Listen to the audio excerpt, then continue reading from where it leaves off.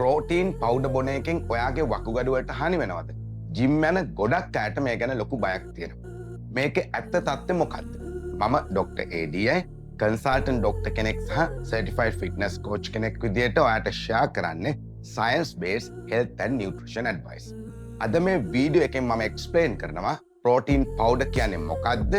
Kidney වලට ඇත්තටම harmfulද? safe විදිහට මේක use කරන්නේ කොහොමද කියලා. මේ වීඩියෝ එකෙන් පස්සේ ප්‍රෝටීන් පවුඩර් ගැන අනවශ්‍ය බය අඩු වෙලා clear understanding එකක් ඔයාලට ලැබේ. ප්‍රෝටීන් පවුඩර් කියන්නේ මොනවද? මුලින්ම මේ misunderstanding එක clear කරමු. ප්‍රෝටීන් පවුඩර් කියන්නේ ස්ටීරොයිඩ් එකක් නෙවෙයි. ඒක basically concentrated protein source එකක්. උදාහරණයක් තමයි මෙතන තියෙන whey protein. මේ whey protein කියන්නේ milk වලින් හදන protein source එකක්. ඒ කියන්නේ protein powder එක magic drug එකක් නෙවෙයි. ඒක food supplement එකක්. kidney එහෙම නැත්නම් වකුගඩු damage වෙනවද? නිරෝගීමත් වකුගඩු තියෙන ගොඩක් පුද්ගලයන්ට නිර්දේශිත ප්‍රමාණයෙන් protein ගත්තාම kidney damage වෙනවා කියලා strong evidence නැහැ. සරලව කිව්වොත් නිරෝගී කෙනෙක් හරි amount එකෙන් good quality protein powder එකක් use කරනවා නම් සාමාන්‍යයෙන් kidney damage වෙනවා කියලා කියන්න බෑ. එහෙනම් මේ බය ආවේ කොහෙන්ද? මෙතන තමයි confusion එක. දැනටමත් වකුගඩු problems තියෙන අයට protein මට්ටම control කරන්න තමයි උපදෙස් දෙන්නේ. ඒ advice එක healthy people අතරටත් වැරදි විදියට spread වෙලා තියෙනවා. ඒ නිසා මතක තියාගන්න. ඔයාට kidney disease එහෙම නැත්නම් වකුගඩු ප්‍රශ්න තියෙන patient කෙනෙක්ට දෙන advice එක healthy gym කරන කෙනෙක්ට same විදියට apply කරන්න බෑ. kidney problem එහෙම නැත්නම් වකුගඩු ප්‍රශ්න තියෙන අය careful වෙන්න ඕනද? ඔව්. ඔයාට දැනටමත් kidney diseases තියෙනවා නම් doctor advice නැතුව මේ protein powder use කරන එක එච්චර සුදුසු නැති වෙන්න පුළුවන්.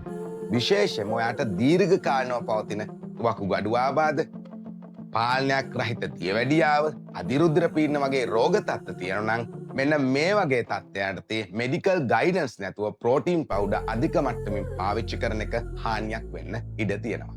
ප්‍රෝටීන් පවුඩර් අවශ්‍යමද? නැහැ. ප්‍රෝටීන් පවුඩර් අත්‍යවශ්‍ය එකක් නෙවෙයි. ඔයාට ප්‍රෝටීන් ගන්න වෙනස් සෝසස්, ඒ කියන්නේ ප්‍රෝටීන් බහුල ආහාර ඕන තරම් තියෙනවා. මාළු, බිත්තර, මස් වර්ග, කිරි වර්ග, කඩල, සෝයා වගේ ආහාර, ඒ වගේ ආහාර වලින් ඔයාට දිනට අවශ්‍ය ප්‍රෝටීන් මට්ටම ගන්න පුළුවන්. හැබැයි බිසි ලයිෆ් ස්ටයිල් එකක් තියෙන අයට මේ ඩේලි ප්‍රෝටීන් ටාගට් එක මීට් කරගන්න ප්‍රෝටීන් පවුඩර් එක පහසු ඔප්ෂන් එකක් වෙන්න පුළුවන්. ෆේක් සප්ලිමන්ට්ස් ප්‍රොබ්ලම් එක. මෙතන තමයි ඉම්පෝර්ටන්ට් පොයින්ට් එකක්. ප්‍රොබ්ලම් එක ප්‍රෝටීන් පවුඩර් එක නෙවෙයි සමහරක් වෙලාවට. ප්‍රොබ්ලම් එක මේ ෆේක් සප්ලිමන්ට්ස් වෙන්න පුළුවන්. තත්ත්වෙන් බාල ප්‍රොඩක්ට්ස් වල අනාරක්ෂිත ඉන්ග්‍රීඩියන්ට්ස් තියෙන්න පුළුවන්. ඒ නිසා ප්‍රොපර් ලේබල් එකක් තියෙන විශ්වාසදායී බ්‍රෑන්ඩ් එකකින් හොඳ නමක් තියෙන සෙලර් කෙනෙක්ගෙන් තමයි ඔයා මේ ප්‍රෝටීන් පවුඩර් නිතරම ගන්න ඕන. එක්සර්සයිස් නැතුව ප්‍රෝටීන් පවුඩර් විතරක් බොනවද? Protein powder alone magic solution එකක් නෙවෙයි. එක්සර්සයිස් නැතුව, ස්ලීප් එකක් නැතුව, නියුට්‍රිෂන් වීක් නම් රිසල්ට්ස් හොඳ වෙන්නේ නැහැ. බෙස්ට් රිසල්ට්ස් එන්නේ proper training, good nutrition, enough protein, good recovery සියල්ල එකට එකතු වුණාම. මේ වීඩියෝ එක අන්තිම වෙනකම් බලපු ඔයාට ගොඩක් ස්තුතියි. දැන් ඔයාට ප්‍රෝටීන් පවුඩර් කියන්නේ මොනවද? වකුගඩු රෝග එක්ක මේකේ සම්බන්ධතාවය වෙන්නේ කොහොමද? සහ safe විදියට use කරන්නේ කොහොමද කියන එක ගැන clear understanding එකක් තියෙනවා. මේ channel එකෙන් always share කරන්නේ science based health and nutrition information.